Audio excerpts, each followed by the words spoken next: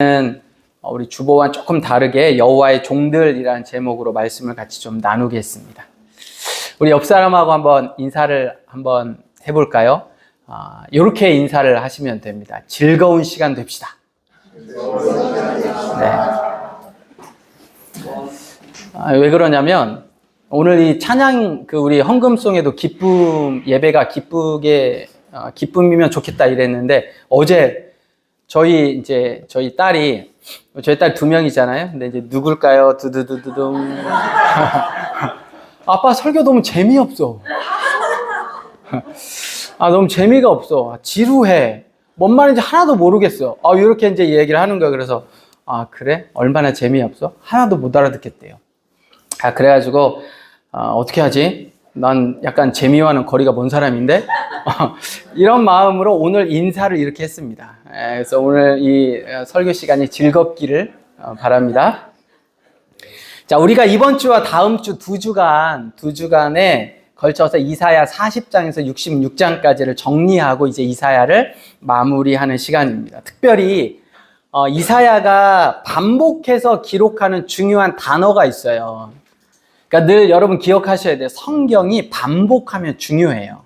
근데 우리가 40장부터 66장까지 반복되는 단어가 2개가 나오는데 이제 오늘 처음 이야기하는데 하나는 여호와의 종이고 또 하나는 여호와의 종들이에요. 그래서 제가 미리 카톡에 다 올려드렸습니다. 여호와의 종이 어디에 기록되어 있는지 41장부터 기록되어져 있는데 한번 잠깐 몇 개만 한번 언급하고 가겠습니다. 여러분 거기에 다 동그라미를 치시든지 밑줄을 좀 치셔야 돼요. 그래서 여호와의 종, 그러니까 종이라는 단어가 41장 8절 9절, 42장 1절 19절, 43장 10절 어쨌든 이렇게 쭉 나와요. 다 예배 전에 표시를 좀 하셨죠? 네. 안 하신 분은 오늘 집에 가서라도 꼭 표시를 좀 하셔야 됩니다. 그렇게 쭉 종이라는 단어가 나오다가 54장 17절 여기는 한번 봅시다. 54장 17절 여기에 보면 여호와의 종들이라는 표현이 나와요. 그래서 54장 17절 옆에다가 종들이라고 메모를 하시고 처음 등장이라고 여러분 메모를 좀 글을 써놓으셔야 돼요. 그래서 여기부터는 이제 여호와의 종이라는 단수가 쭉 나가다가 여기부터는 여호와의 종들이라는 단어로 바뀝니다. 그리고 나서 66장까지 딱 한 번을 제외하고는 전부 다가 복수형 여호와의 종들이라고 이야기를 하고 있어요. 그래서 이 두 단어를 통해서 이스라엘을 향한 하나님의 마음 그리고 오늘 우리를 향한 하나님의 마음 같이 좀 생각해 보겠고요. 하나님의 일하시는 방법을 우리가 같이 묵상해 보도록 하겠습니다. 자, 이사야는 주전 8세기 선지자예요. 그가 있었던 당시의 시대 상황은 북이스라엘의 멸망입니다. 722년이죠. 그리고 그때 당시의 왕은 누구였어요? 히스기야. 동시대 선지자는 미가. 이것 제가 계속 반복하고 있는데 마음속으로는 다 알고 계시죠? 이사야 40장부터 66장까지는 이사야 39장까지는 이사야가 살던 시대에 대한 예언이에요. 근데 이사야 40장부터 66장까지는 이스라엘의 미래에 대한 예언이라고요. 가깝게는 140년 후에 바벨론에 의한 남유다의 멸망, 조금 더 길게는 180년 후에 페르시아 고레스 왕의 등장, 그리고 뒤에 보면 고난의 종이라는 메시아가 등장하는 걸로 미루어 볼 때 700년 후에 예수님이 오셨던 복음서의 배경이 되는 시대까지 그리고 오늘 우리에게까지 이사야 선지자의 예언은 동일하게 적용되어집니다. 특별히 40장부터 66장까지 이제 우리가 근 2달에 걸쳐 이렇게 묵상해 오고 있는데 이게 조금 난해한 이유는 이게 히브리 문학상 시예요, 시. 시를 우리나라 말로 번역하다 보니까 어려웠단 말이죠. 그래서 여러분이 묵상하실 때 그냥 하루하루 묵상으로 끊으시면 돼요. 한 편의 시를 읽었다. 제가 전에도 말씀을 드렸죠. 그래도 이렇게 힘들고 어렵지만 여기까지 오게 하신 것이 하나님의 은혜입니다. 자, 그렇다면 우리가 정말 이 중요한 이사야 40장부터 66장까지를 그냥 한번 묵상하고 넘어갈 일이 아니라 내용과 흐름, 그리고 주요 포인트를 한번 여러분과 같이 좀 나누고자 합니다.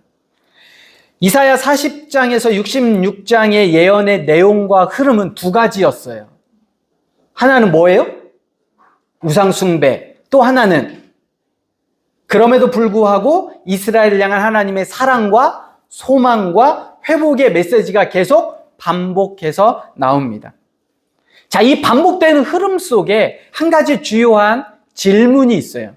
그 질문이 뭐냐면, 그러면 우상숭배를 하고 죄를 지은 이스라엘을 향해 누가 가서 하나님의 회복의 메시지를 전할 것인가에 대한 질문이에요.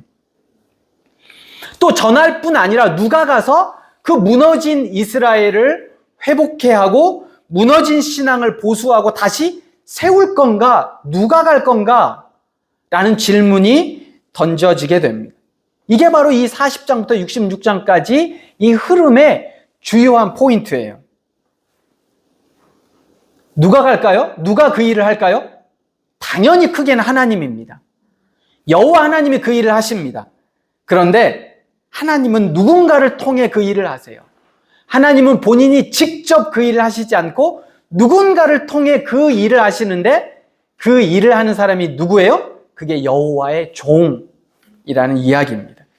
그리고 뒤로 가면 이제 여호와의 종들이라고 우리가 복수형으로 쓰이게 되죠.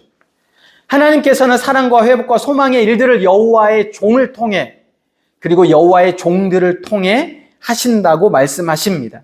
이게 바로 이사야 40장부터 66장까지 계속해서 반복되어져서 나오는 여호와의 종의 하는 일이고 여호와의 종들의 하는 일이에요. 그리고 이건 이사야뿐만 아니라 성경 전체의 핵심 키워드가 됩니다. 하나님이 하시죠. 그런데 하나님이 혼자 하시는 게 아니라 누구를 통해서 하시는데, 그 하나님의 도구가 누구냐? 하나님이 누구를 통해 하나님의 일을 하시냐? 이게 성경 전체의 아주 중요한 핵심 포인트입니다.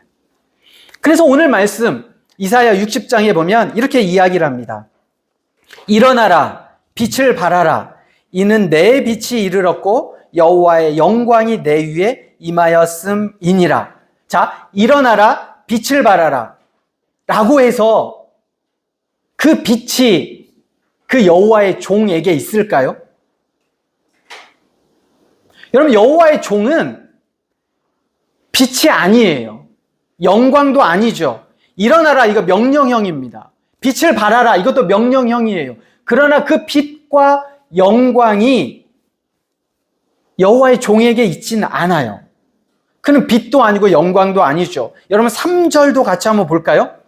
나라들은 내 빛으로, 왕들은 비치는 내 광명으로 나오니라. 여기에 보면 빛은 누구의 빛이래요? 내 빛이래요. 내 광명이래요. 그렇다고 해서 그 여호와의 종이 빛을 가지고 있거나 광명을 가지고 있는 게 아니에요. 자, 그럼 이 빛은 어디에 존재하죠? 이 빛은 누구예요? 당연히 여호와 하나님입니다. 하나님 자신이에요. 그러나 중요한 건 그 여호와의 영광과 빛도 누구를 통해서? 그를 통해서 비춰진다는 겁니다. 우리는 결코 빛을 만들어내는 발광체는 아니에요. 우리의 존재는 반사체예요. 그럼에도 하나님은 우리를 통해서 그 빛을 비추게 하시겠다고 말씀을 하십니다. 그가 빛을 비출 수 있는 건 하나님이 그렇게 그를 선택하셔서 그에게 빛을 비추어 주시기에 그는 그 빛의 반사체가 된 겁니다. 여호와 하나님의 도구로 쓰임 받는 거죠. 이게 바로 여호와의 종의 정체성이에요. 이게 바로 여호와 하나님이 부르시는 그 부르심이에요. 하나님의 일하는 방식이에요. 하나님 혼자 일하시지 않으세요. 반드시 사람을 통해 일하십니다. 자, 그러면 그 부름받은 여호와의 종이 해야 할 일이 뭔가? 이게 바로 이사야 61장에 나와 있습니다. 이사야 61장 1절을 우리가 같이 한번 읽어볼까요? 이사야 61장 1절을 한 목소리로 같이 읽습니다. 시작. 주 여호와의 영이 내게 내리셨으니 이는 여호와께서 내게 기름을 부으사 가난한 자에게 아름다운 소식을 전하게 하려 하심이라. 마음이 상한 자를 고치며 포로된 자에게 자유를, 갇힌 자에게 노임을 선포하며. 여러분 1절에 보니까 주 여호와의 영이 내게 내리셨어요. 그리고 이는 여호와께서 내게 기름을 부으셨어요. 나에게 기름을 부으셨고 나를 복되게 하셨습니다. 나를 왕으로, 선지자로, 제사장으로 세우셨어요. 이거 부르심이에요. 근데 그 부름받은 자가 해야 될 일이 뭔가를 명확하게 말씀하시는데 1절 중반부부터 보면 가난한 자에게 아름다운 소식을 전하게 하려 함이라. 나를 보내사 마음이 상한 자를 고치게 하려 함이라. 포로된 자에게 자유를 주게 하려 함이라. 갇힌 자에게 노임을 선포하게 하려 함이라. 여호와의 은혜의 해와 우리 하나님의 보복의 날을 선포하여 모든 슬픈 자를 위로하게 하려 함이라. 무릇 시온에서 슬퍼하는 자에게 화관을 주어 그 죄를 대신하며 기쁨의 기름으로 그 슬픔을 대신하며 찬송의 옷으로 그 근심을 대신하시고 그들이 의의 나무 곧 여호와께서 심으신 그 영광을 나타낼 자라 일컬음을 받게 하려 하심이라 라고 말씀하고 있습니다. 이게 부름받은 자 여호와의 종이 해야 될 일이에요. 그리고 이 일을 위해서, 이 일을 부름받은 이사야는 자기의 소명을, 자기의 삶을 통해서 다 이루어냅니다. 그리고 여호와의 종이신 메시아이신 예수 그리스도는요, 누가복음 4장 16절에서 19절에 이 일을 선포해 주세요. 자, 누가복음 4장 같이 한번 볼까요? 16절에서 19절입니다. 누가복음은 신약성경 94페이지에 있습니다. 누가복음 4장 16절에서 19절을 제가 읽습니다.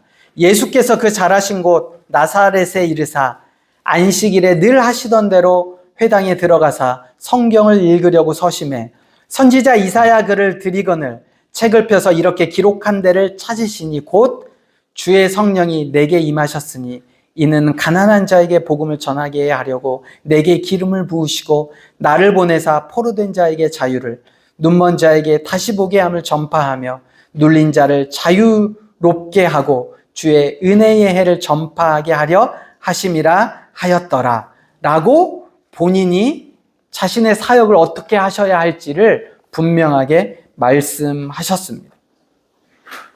자, 그런데 이사야는 이 여호와의 종을 향한 부르심이 무언지를 쭉 이야기를 하고 난 뒤에 우리가 살펴봤던 것처럼 54장 17절 이하에 여호와의 종들을 이야기를 해요. 여호와의 종이 이런 일들을 하려고 부름을 받았어. 그리고 그 여호와의 종은 이사야고 이스라엘이고 메시아야. 그런데 이 이사야가 여기까지만 기록해 놓은 게 아니라 54장 이후부터는 종들이라는 표현을 하고 있다라는 거예요. 자, 그러면 여호와의 종들이 누구냐? 여호와의 종은 단수로 분명합니다. 하나님이 불렀기 때문에. 이사야 6장에도 보면 이사야를 부르신단 말이죠. 그리고 고난의 종으로 메시아도 부르시고 이스라엘이란 한 나라를 통해서 하나님이 제사장의 나라로 온 열방에 복음을 전하시기 위해 이스라엘이라는 나라를 부르셨던 것도 우리가 명확하게 알고 있어요. 그러면 여호와의 종은 알겠는데 이사야가 54장 이후부터 이야기하고 있는 여호와의 종들은 도대체 누구냐? 이게 이사야 후반부의 질문이에요. 누굴까요? 선지자 이사야, 또 이스라엘이라는 한 민족을 넘어 오늘 그 종들은 열방의 하나님의 백성 모두를 포함하고 있어요. 여러분, 예수님께서 이 땅에 오셨을 때 이 땅에 왜 오셨을까요? 자기 백성을 위해 오셨습니다. 근데 여기서 자기 백성은 자, 잘 생각하셔야 돼요. 예수님은 유대인으로 오셨어요. 역사적인 예수님은 유대인으로 오셨어요. 그래서 자기 백성을 위해 오셨다면 유대인만을 위해 오셨을까요? 아니죠. 유대인을 넘어 모든 민족, 모든 인간들을 위해 예수님이 오셨습니다. 여러분, 사도 바울이 자신이 사도로 부름을 받았을 때 그는 그 부름이 유대인들을 향한 부름이 아니라 이방인들을 향한 부름이에요. 사도 바울은 자기가 사도로 부름을 받았을 때 유대인이 아니라 이방인에게 복음을 전하라고 이방인의 사도로 부름을 받았습니다. 사복음서 중에 마태복음은 마태가 유대인들을 향해 기록된 말씀이에요. 마가복음은 로마인들을 위해 쓴 말씀이에요. 누가복음은 헬라인들을 위해 쓴 말씀이에요. 요한복음은 모든 민족들, 모든 인류를 쓴 말씀이 요한복음이에요. 자, 마태복음은 누구를 향해 쓴 말씀이라고요? 유대인들을 향해 쓴 말씀이에요. 그런데 유대인들을 향해 쓴 말씀, 유대인인 마태가 마태복음 28장 18절에서 20절에 보면 모든 민족을 제자로 삼아 아버지와 아들과 성령의 이름으로 세례를 주고 내가 너희에게 분부한 모든 것을 가르쳐 지키게 하라라고 이야기를 하면서 그 복음이 어디까지 전해져야 된다고요? 모든 민족에게 전해져야 한다고 분명하게 기록하고 있습니다. 그러므로 여호와의 종에서 여호와의 종들로 넘어가는 이사야의 핵심 메시지는 우리에게도 통일하게 적용된다는 거예요. 여러분에게 묻겠습니다. 여러분의 정체성이 여호와의 종이에요? 여호와의 종 맞으세요? 그리고 그 여호와의 종이 모여 있는 곳이 바로 여호와의 종들이에요. 그러니까 여러분 한 사람 한 사람이 여호와의 종들이란 말이에요. 그러면 당시에 이사야와 같은 선지자를 때에 따라 부르셔서 소명을 주셨던 것처럼 여러분 각자에게도 하나님이 소명을 주셨다는 겁니다. 일어나라, 빛을 발하라. 여호와 하나님의 빛과 영광이 여러분들을 통해서 세상에 비춰져야 한다는 거예요. 여호와의 종들이니까. 하나님께서 여러분들에게 일어나라, 빛을 발하라고 명령하고 계신다는 거예요. 아, 나는 빛이 아닌데? 나에게는 영광이 없는데 맞죠? 그런데 하나님이 여러분을 여호와의 종들을 삼으셔서 여러분들을 통해서 여호와의 빛과 여호와의 영광을 비추신다는 겁니다. 어둠이 땅을 덮을 것이며 캄캄함이 만민을 가릴 것이지만 여러분들을 통해서 하나님의 빛은 여호와의 빛과 영광은 전해질 겁니다. 이 땅이 회복될 겁니다. 먼저 여러분 자신이, 그리고 여러분의 가정이, 그리고 여러분의 직장과 일터와 사업장과 캠퍼스와 내가 있는 그곳이 누구를 통해서 여호와의 종들인 여러분들을 통해서 빛이 발하여집니다. 그리고 나라들은 내 빛으로, 누구의 빛으로? 여호와 하나님이 여러분들에게 비춰주시는 여러분들의 빛으로 왕들을 비치는 내 광명으로 나아오리라. 우리가 그 빛의 역할을 해야 되는 분명한 이유가 내가 누구기 때문에 그래요? 여호와의 종들이기 때문에 그렇습니다. 또한 여러분은 61장 1절에 여호와의 종들로 기름 부음을 받고 하나님의 자녀가 되었습니다. 그래서 여러분들을 통해 하나님이 하시고자 하는 일들이 있어요. 그게 뭐예요? 가난한 자들에게, 마음이 상한 자들에게, 포로된 자들에게, 갇힌 자들에게 여호와의 마음이 흘러갈 수 있도록 여러분들을 그렇게 부르셨다라는 겁니다. 여러분, 교회는 세상과 다릅니다. 그리스도인들이 세상을 따르는 사람들과 달라야 합니다. 그래야 그리스도인입니다. 세상에서도 세상의 가치를 따르지 말아야 하지만 세상의 가치가 교회에 들어오는 것도 철저하게 우리가 막아야 합니다. 직업이, 어떤 한 성도의 직업이, 스펙이, 그 사람의 학벌이, 그 사람의 가진 것이 기준이 되어서는 안 됩니다. 여러분, 선한 왕의 기준이 뭐예요? 선한 왕의 기준 세 가지가 뭐예요?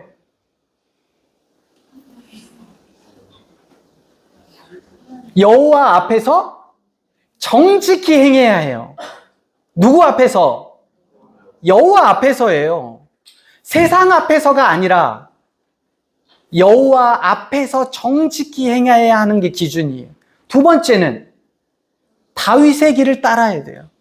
다윗이 어떻게 하나님을 사랑했고 다윗이 얼마나 하나님을 높였는지, 다윗이 죄를 지적하면, 하나님이 다윗에게 죄를 지적하면 그 죄가 어떠하든지 내 자존심과 내 지위와 위치와 상관없이 하나님이 그 죄를 지적하시면 바로 회개하고 하나님 앞에 자복하고 무릎 꿇고 눈물로 침상을 적시는 다윗의 길로. 그리고 또 하나, 선언왕의 세 번째는 뭐예요? 산당을 제거하고, 산당에서 무슨 일이 일어났었는데? 우상 숭배예요. 철저히 하나님보다 높아지는 것은 다 내려놓고 다 미루고.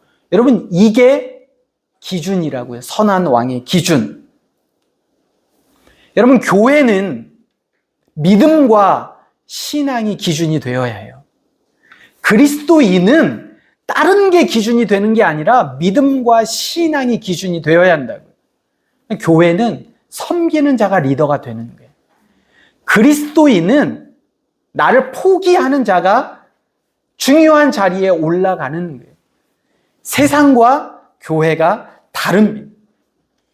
그래서 3절을, 61장 3절을 제가 쉬운 성경으로 읽어드릴게요.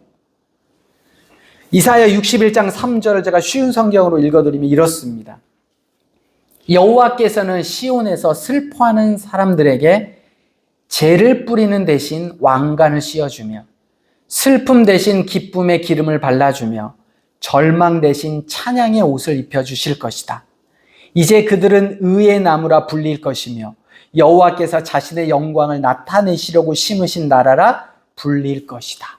다 여호와께서 하시겠다는 말씀이에요. 그러므로 우리는 첫 번째는 내 자신을 평가하고 판단할 때, 그리고 다른 누군가를 평가하고 판단할 때 철저하게 여호와께서 세우신 기준으로 판단하고 그 일대로 행해야 하는 것입니다.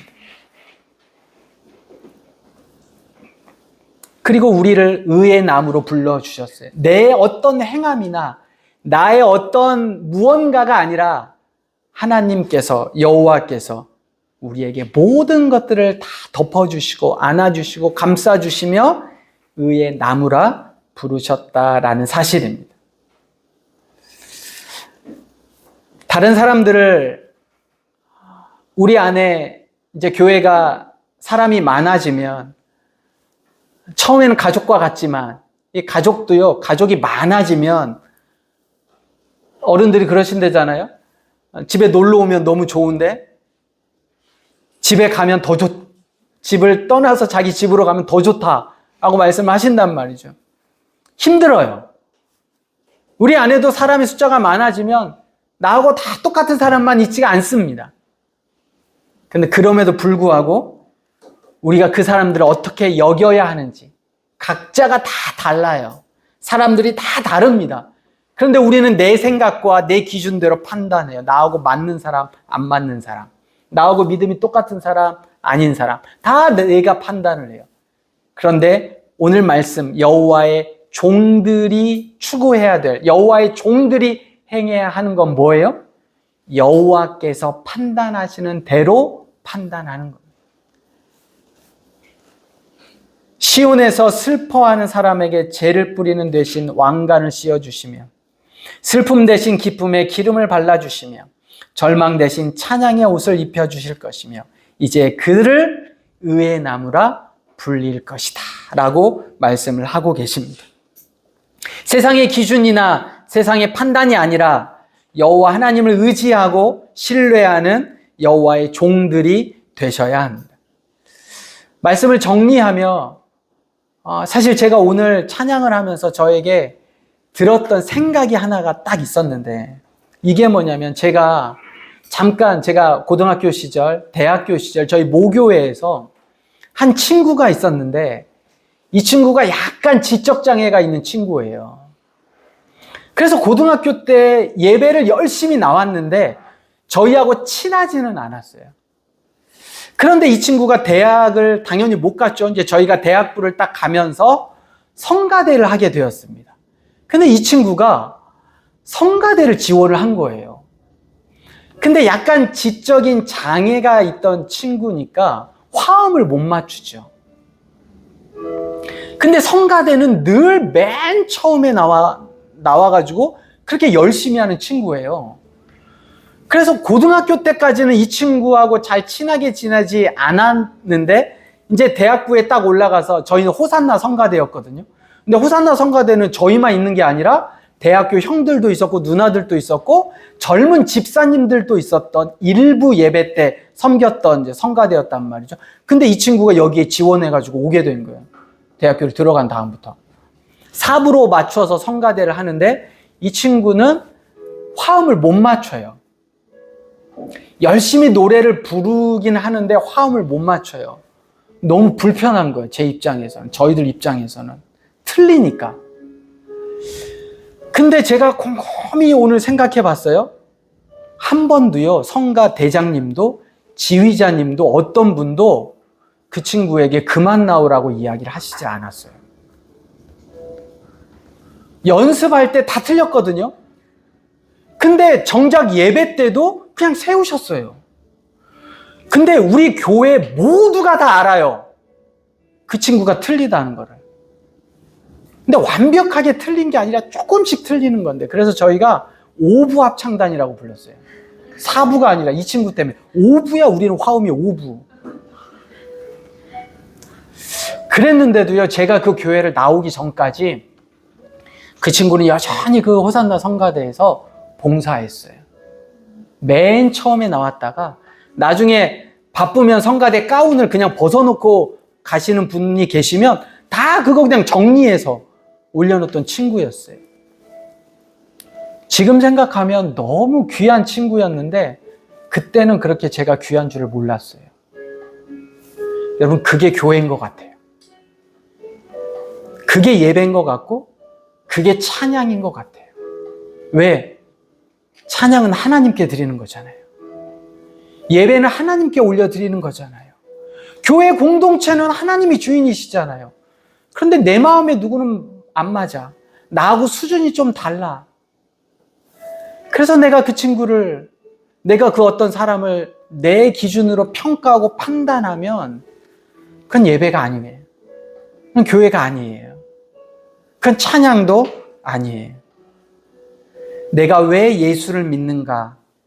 이 교회가 존재하는 이유가 뭔가? 나만을 위해서가 아닙니다. 그런데 어쩔 수 없이 처음에는 그래요. 처음에는 어쩔 수 없죠. 왜? 믿음의 수준이 다 약하기 때문에 그래요. 처음부터 여러분 이타적일 수 없습니다. 처음부터 나같이 믿음 있는 사람으로 남들을 위해 헌신하고 봉사할 수 없어요. 그런데 우리는 믿음의 신앙의 과정을 걸어가고 있는 사람들이라는 사실을 여러분 기억하셔야 합니다. 모두가 같진 않아요. 속도가 다 달라요. 그런데 방향이 맞으면 같이 갑시다. 우리가 가는 방향이 예수 그리스도고 그 방향이 복음이면 함께 가는 거예요. 조금 늦더라도 약간 불편할 수는 있지만 그런데 같이 가는 겁니다. 우리가 오늘 다시 한번이라는 찬양을, 몇 주 전에 불렀던 찬양을 다시 한번 부를 텐데요. 여러분, 주님의 부르심을 기억하시기를 소망합니다. 하나님이 여러분을 어떻게 부르셨고 어떻게 인도해 가시고 우리 교회가 어떤 방향으로 가야 할지, 그런데 그 방향으로 가다 보면 나에게 여간 불편할 수 있고 나와 안 맞는 사람이 있을 수도 있지만 그럼에도 불구하고 다시 한번 내가 무엇을 기준으로, 무엇을 바라보고 신앙생활을 해야 할지 같이 한번 묵상하며 찬양하도록 하겠습니다.